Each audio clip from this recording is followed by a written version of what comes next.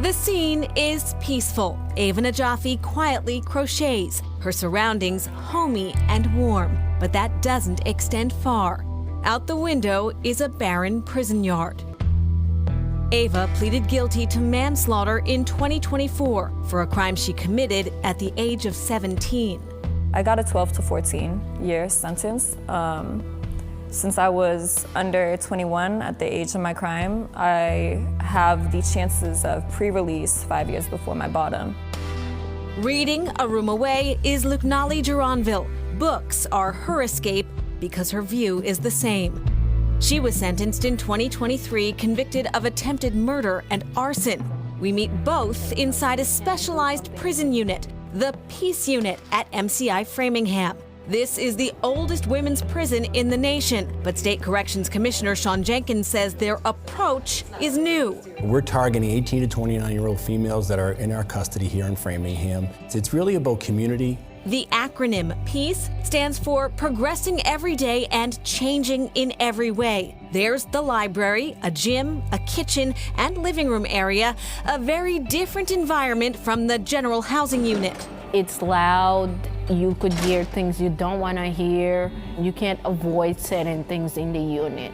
Unit officers that we have up here, they got their training to be able to work with us, speak with us, help us, and they really do. The program is modeled after a similar unit for young men that opened inside MCI Concord in 2021. It was moved to Gardner when Concord closed. Our job function here at the department, in simple terms, is to ensure that people that are in our care, when they leave here, they're better off than when they came.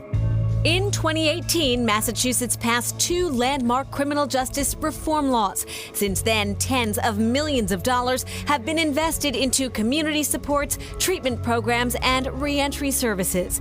A 5-year post-reform analysis noted that Massachusetts' incarceration rate is not only the lowest in the country, but also, with the exception of 2022, both property crime and violent crime fell relative to the rest of the nation. Would you say Massachusetts is a model nationwide? I would.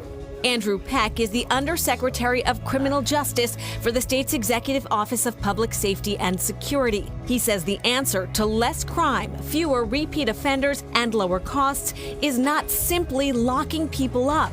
There's a public safety element to that, but it's finite. I mean, most of these people are going home. They're going back to live in your community, they're coming back to live in my community. So if we can create these transformative environments and give people the opportunities to transform and to better themselves and to change, that's good public safety. The overwhelming majority of these folks, they want to get better. John Valverde knows about that journey. He spent 16 years in prison for killing a man. It's kind of ironic to say I was fortunate to be in Sing Sing Correctional Facility, a maximum security prison, but I was able to access opportunities to continue my education in prison, develop my skills in different career pathways, contribute to the community as well. Valverde is now the president and CEO of Youth Build Global. This location in Lowell is one of 11 in Massachusetts. Yep. So you use the model. The paid apprenticeship program offers job training, education, and support services. The focus is vulnerable young people.